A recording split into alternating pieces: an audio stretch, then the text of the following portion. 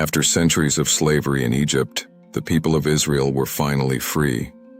Pharaoh had released them after a series of devastating plagues struck the land. Led by Moses, thousands of men, women, and children began their long journey into the wilderness. By day, a towering pillar of cloud guided them through the desert. By night, a pillar of fire lit their path. It was clear that God himself was leading them. But back in Egypt, Pharaoh's heart hardened once again. The king realized the Israelites had left, and with them went the labor force that had built his cities. Enraged, Pharaoh gathered his army. 600 of Egypt's finest chariots thundered across the desert, led by the most powerful military force of the ancient world. Pharaoh was determined to bring the Israelites back. Soon the Israelites saw something terrifying on the horizon. Dust clouds rising in the distance. The Egyptian army was coming. Panic spread quickly through the camp. Behind them was Pharaoh's unstoppable army. In front of them stretched the vast waters of the Red Sea. There was nowhere to run. Fear turned into anger. The people cried out to Moses, "Was it because there were no graves in Egypt that you brought us here to die in the wilderness?" Their faith began to crumble under the weight of fear.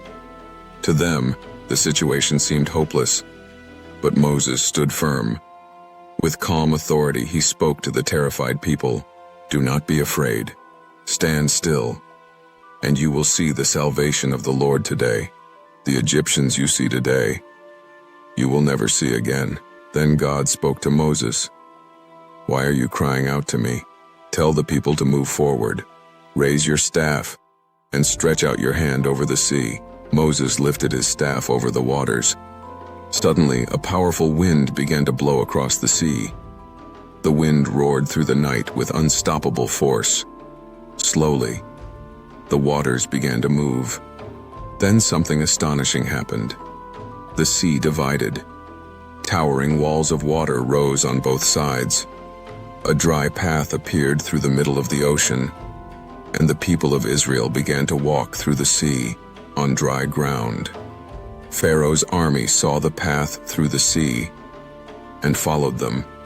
Chariots raced across the ocean floor.